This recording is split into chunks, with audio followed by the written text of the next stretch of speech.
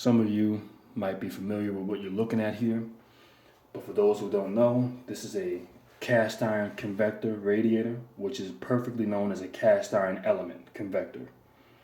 Now, this is a Governale cast iron convector, which happens to be one of my personal favorite selections when it comes down to cast iron convectors. I've done some videos on steel convectors in the past, but we're dealing with cast iron convectors, which are much better actually. They give off more heat and they hold the heat far longer. What we're looking at is a 6-inch from wall to front, 6-inch deep or depth as far as the radiator is concerned, and we're looking at a 2 fin columns that are exactly adjacent, lined side by side with each other. And this radiator is about 41 inches or 42 inches in length. As you can see, it's currently set up with a gate valve from the bottom. This is on a one-pipe system. You can see there's no trap valve at the end of it. There's just an air vent on this side on the end, and that's pretty much how this thing works. Pretty common for a one-pipe system. Now, the reason why I'm doing a video on this radiator is because I want to do a test. I'm going to conduct a test in this video, which is going to pretty much prove my hypothesis when it comes down to some opinions or some analysis that people brought up to me when it comes down to one-pipe steam systems. And I've heard plumbing supply distributors and people who work in the heating field will tell you this, that steam will travel faster through your system under less pressure. And the reason why they're going to say this, and they're going to use an analysis such as this here. Now, before I even say that, allow me to tell people what the test is going to be about. I'm going to prove or disprove that theory and show that that is completely inaccurate. But back to what I was saying now, the way they're going to try to prove this is they're going to say, well, if you think about it, you have all this steam trying to get inside of one pipe, or trying to push inside of a pipe or pipes that are of a certain size. As you see, this is 1.25 inches. They'll say things like, well, if you look at a highway or a city street, how does traffic flow smoothly on that street?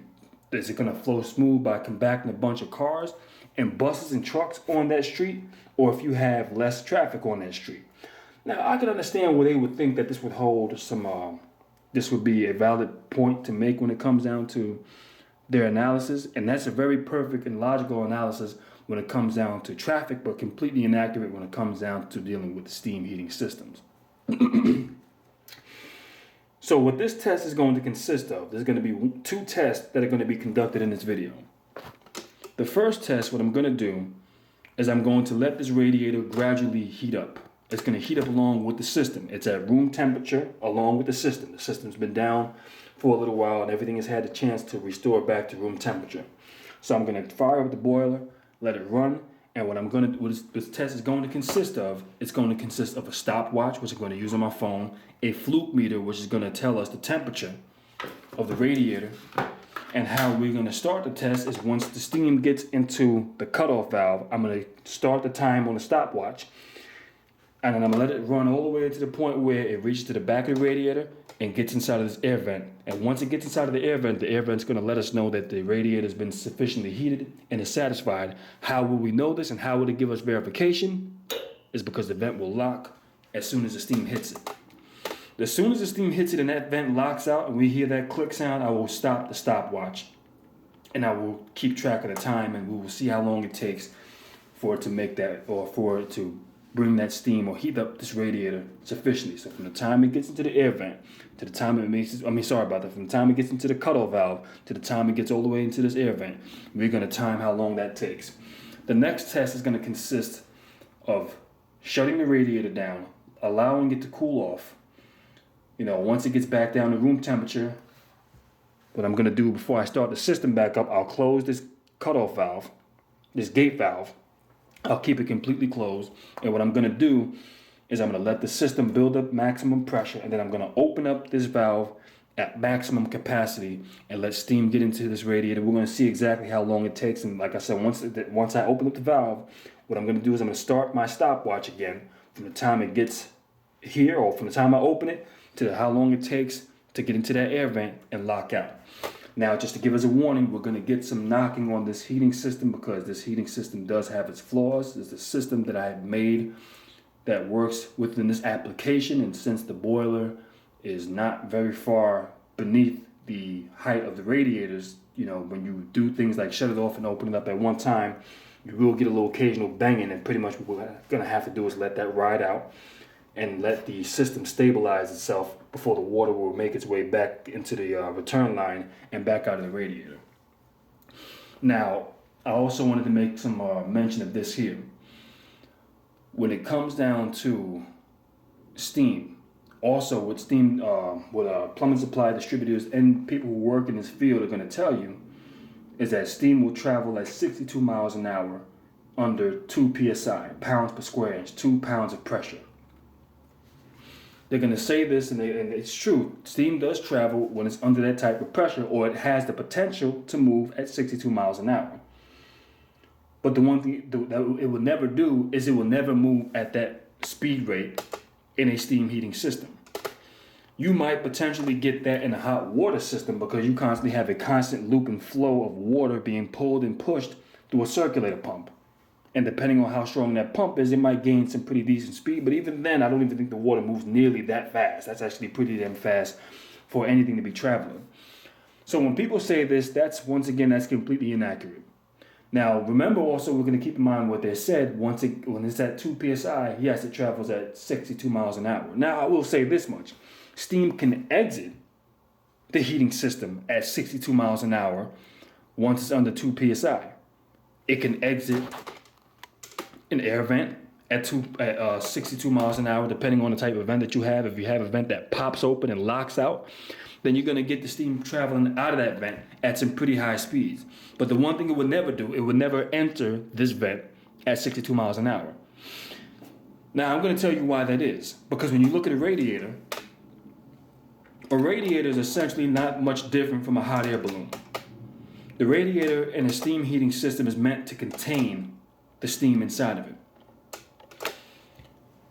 The steam gets inside of the radiator, and when it gets into the air vent locks out. If you have a two-pipe system, you have a trap valve, and that trap valve is going to lock out. Once again, what's the purpose of that locking out? That's a matter of containing that steam.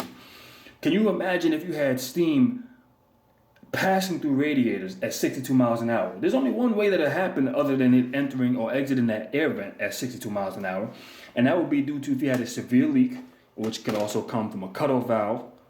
If the lock nut is not properly packed, you can get a severe leak, and that can have water and steam gushing out of it. Or if you have a busted pipe, and that can lead to steam coming out of the radiator or out of the system at 62 miles an hour. Any way you slice it, I'm going to say this much. If you were to ever get 62 miles per hour, or let me not say 62 miles per hour, we're going to equate that to 2 psi. If you were to get 2 psi, but let me take that back for a second. Let me retract that and let me start off from this standpoint. They're going to tell you that steam travels at 62 miles under 2 pounds of pressure. But that's the key thing you got to pay attention to. If you look at a pressure control on a steam boiler and it's set with 2 pounds of pressure, 2 psi is the cutout point. That's meaning that's when it's going to max out and the boiler is going to shut down. Regardless of what the thermostat calls for, it's going to shut down because the pressure has been satisfied. There's no way the boiler fires up starting off from a cold start or even a mild start and runs complete, or from the moment it starts up, it's already generating 2 pounds of steam pressure. There's no way possible. If you're dealing with a resident, the thing is, this doesn't even happen it won't happen with residential boilers or residential grade boilers or even commercial grade boilers. They're just not built like that. Because if you actually have something like that going on in your system, what you actually have is a oversized boiler, and what you're going to have happen is return line water mixing in with your steam headers and your steam mains, and you're going to get an excessive amount of banging. You're going to get water shooting out of certain radiators. You're going to have nothing but a bunch of complications. Now, when you look at a residential boiler, and I'm going to tell you the common characteristics of a residential boiler for a small house that runs on steam. Let's say you got a 2-family house. In even cases, 4 families. I've seen residential boilers run, and the boiler, when you fire up that boiler, if you look at the pressure gauge on the boiler, you're going to notice when it first starts running, you're going to get no reading on that gauge. So my question is, how the hell is it getting 62 miles an hour when there's no reading on the gauge yet? The only time you start to get a reading on that gauge is when your air vents on your radiators lock out. Because what that does is that causes a pressure buildup. That's when your boiler starts making pressure. If you look on a residential grade boiler, and you just use a 4-family house, 2-family house as an example, in many different cases, the only time you're going to start to actually see steam pressure build up, and this is if the boiler has been running consistently for at least 30 to 40 minutes. And that's on a residential grade. Now, if you're dealing with a commercial grade boiler and you're dealing with buildings and you're dealing with boilers the size of what I run at my job, you're going to notice that boiler will build up or start to generate steam pressure within maybe about 12, 15 to 20 minutes. Then you'll start to see the gauge finally pop up and you're getting a reading on the pressure gauge. But even with commercial grade boilers, you're not going to get 2 psi entering a radiator. That never happens.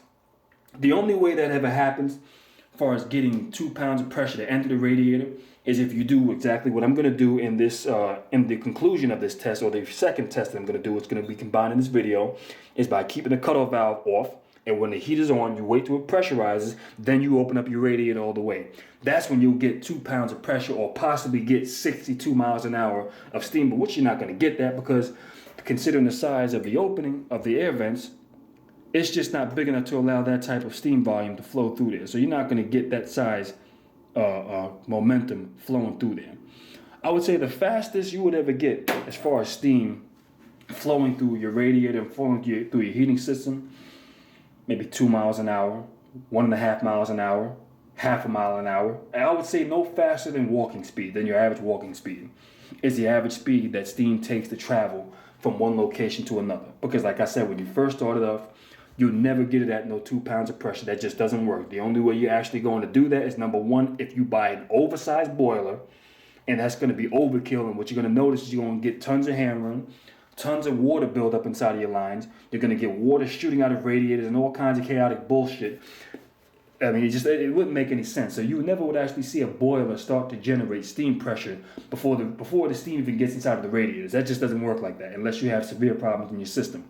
The only other way you can get 2 psi built up inside of a boiler before it even heats up the system is if you actually gag that boiler. And I mean by putting a ball valve or a shutoff valve on the steam header and putting a shutoff valve on the return line. And then you fire up the boiler and let it build up pressure just like that before you actually open up those valves and release that steam back into the system. But what you'll notice, even if you do that, is once you release that steam, it's going to lose momentum and that pressure is going to die back down because why? It is heating a freshly cooled system, or it's heating a cooled system and it's heating it again from scratch. So of course it's going to lose momentum. It's going to have to start all over again before it can actually build up that type of capacity. So with that being said, I'm going to start the first half of this test, and like I said, this is going to conclude of a fluke meter. It's going to conclude of a stopwatch. It's going to conclude of timing from the time that the steam enters the cutoff valve to the time that the steam gets to the air vent and that locks out. The second test is going to conclude of the cutoff valve being shut down, and once again of a stopwatch. And I'm going to let the boiler, or the system build up pressure. I'm going to let it build up maximum pressure, and then I'm going to open it up once to the maximum pressure, and this is going to give us our reading. So that's how we're going to do this. So stay tuned for both tests. All right, so we got my phone right here. As you see, we got the stopwatch. I'm going to activate my fluke meter, and this is going to tell us the radiator is currently at 83 degrees, which is room temperature, 83 degrees. Yeah, I like my place a little toasty. But anyhow, we're going to wait till this thing heats up right here, and then we're going to get this going. So what I'm going to do is I'm going to point my fluke meter at my cutoff valve. And as this starts to heat up, we're going to know we'll go, as you can see, the cutoff valve sitting at 83, 84 degrees. Well, it's not room temperature. It's actually because it was the system was on not too long ago. So what we're going to do is when this heats up, I'm going to point it right back at this here. And you should be able to start to hear this thing heating up now. You can hear the air vent letting out that cold air out of the system. And I'm just checking my riser pipe to see what she's doing so I know when to start doing this countdown. Okay. fluke meter here, and we're gonna see what we do.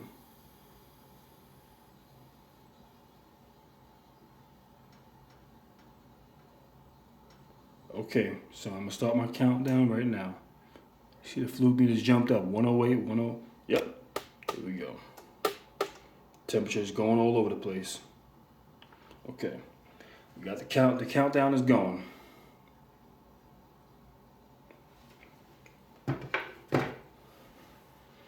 So we're gonna see exactly how long does it take.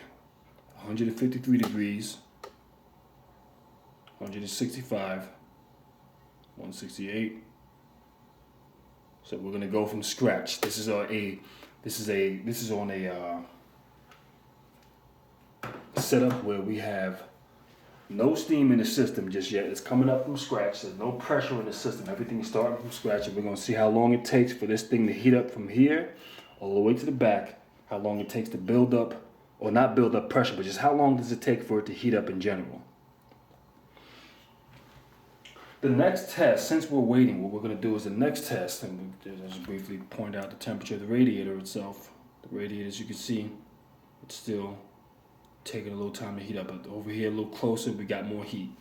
So it's going to take a little minute. The next test, how that's going to consist of, that's going to consist of what we're going to do with the next test is what we'll do is I'm going to have the system under full pressure. But what I will do is I'm going to keep the cutoff valve closed, and just to ensure that there's no steam that leaks or seeps in through this valve and slowly starts gradually heating the radiator, what I'm going to do is I'm going to also remove the air vent, and I'm going to put a plug in that air vent, pretty much gagging the radiator so there's no air that can escape out of there. And the only time I'm going to remove that gag is when I'm ready to actually start the test, and then I'll place the air vent back on. And what I'm going to do is I'm going to open up that cutoff valve, and I'm going to let the steam rush in there at full capacity. And that's going to give us the information that we need to know on exactly how long this is going to take to heat up, and what's going to take longer to heat the place up, or what's going to take longer for the radiator to heat up. So we'll know whether by leaving the radiator under no pressure and letting it gradually heat up, or opening the radiator under high pressure and letting steam just rush inside of the radiator.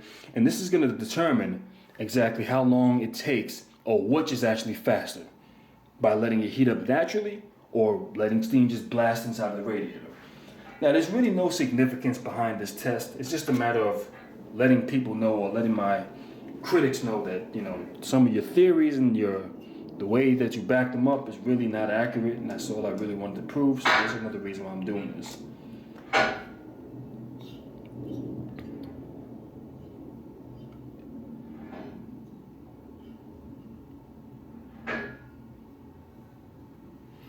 And I might also do another test with another radiator. So far we have 3 minutes into it. This is 3 minutes into the running of this system. And we're about halfway, right at the halfway mark. Okay, 3 minutes. So it'll probably be about 6 minutes before this thing heats up completely.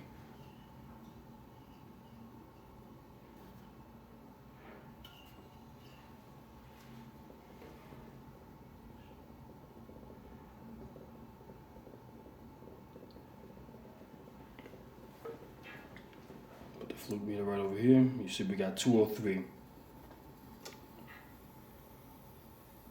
You can hear that air vent starting to hiss. That doesn't necessarily mean that it's hot yet. When you hear it hissing, all that means is that there's air pushing out of the system in this case, because if you hear the air vent hissing and you touch the radiator and it's still cold, you can keep your hands on it, you know that the air vent is not fully heated.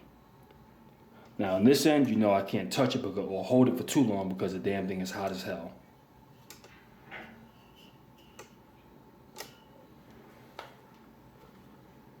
Let me put the light on.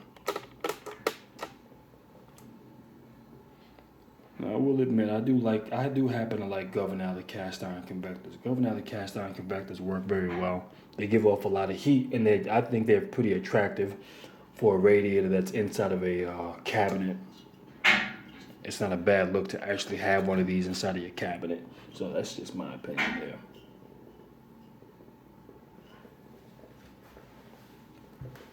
And what we're gonna listen for here, what I want you to listen for, is that air vent is going to click once it locks out. Once she clicks and locks out, that lets us know that the mission has been completed. That'll tell us exactly how long it took to heat up. We're going on 5 minutes, we're a little over 5 minutes now. So it'll probably be about 6 minutes. So we're gonna just pay attention to this. We got 168 right here toward, zoom out just a bit. 183.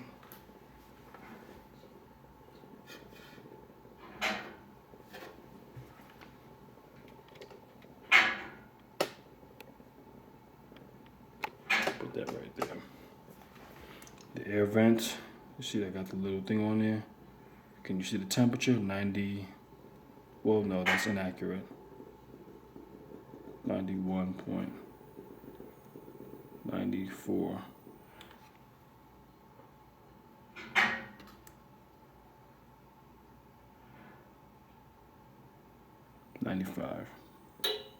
There it goes. So let's say, okay, so it's at 5 minutes and 59 seconds, right? Let me cut this light out. So 5 minutes and 59 seconds is what it took. So, I grabbed the phone a few seconds afterwards. So let's just give it 5 minutes and 50 seconds. That's how long it took for the radiator to heat up, for this valve to heat up, to lock out. So we got the time frame, 5 minutes and 50 seconds is what we're gonna go for.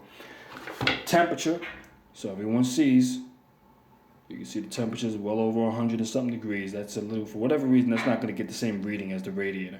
Once you get the harder, the heavier part of the brass. And another thing I just want to mention as a side note, some people might wonder why this here, the temperature is not saying the same as when I point to the lower part of the valve. Well, I'll say that because the lower part of the valve has a thicker brass, and I guess it holds more heat, so that's why I get a more of a solid reading. Just like when I point to the radiator, I'm pointing and it's reading well over 206 degrees, 205 degrees, 206 degrees, 210 degrees over here. So with that being said, we got the information that we need, the numbers that we need to know. I'm gonna gag this radiator, I'm gonna shut it down, and hopefully I can get another test going on in there, because I don't need any pressure. So I'm gonna cut this valve off completely. And I'm gonna remove that air vent.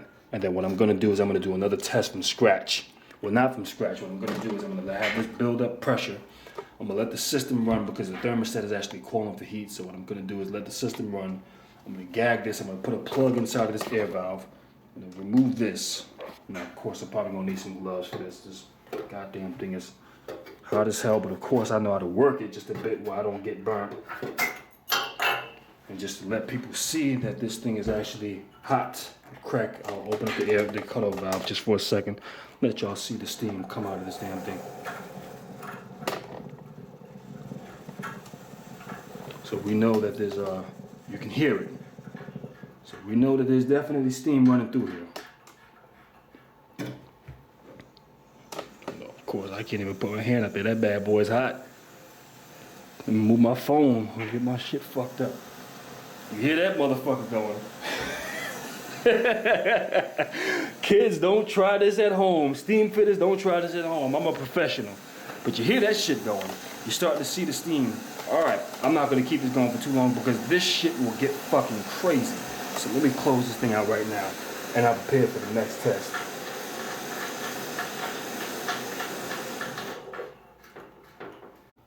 Now we're gonna conclude the second half of this test, which is going to prove my hypothesis. As you see, I got the stopwatch right over here. I haven't started it. I've reset it from the previous reading that I had. I have my fluke meter, which currently the radiator's at room temperature. I can hold the cutoff valve. Radiator's cold. So with that being said, we're gonna just to give the verification on the reading. Put a light on and we're gonna cutoff valve 79 degrees. Radiator 80 degrees. So we know where this stands at. How I'm going to conduct this test now, I got the system under full pressure and I have the radiator cut off. So what I'm going to do is I'm going to open it up under full pressure, and we're going to see exactly how long it takes for this thing to heat up. Now, we've seen the last results that was given. It took roughly around 5 minutes to heat up. I think 5 minutes and 50 seconds, 5 minutes, 55 seconds, whatever it was.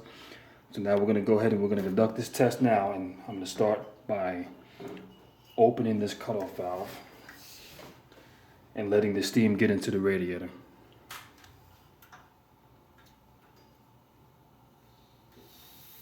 Now I must say we're going to get some banging here.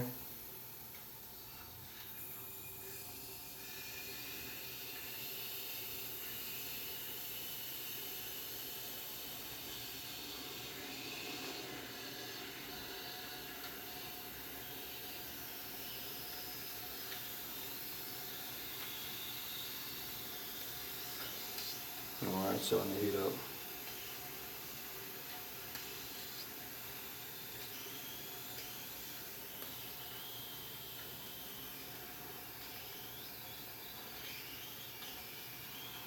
And more than likely we're going to get some water coming out of the air vent due to the way this system is set up.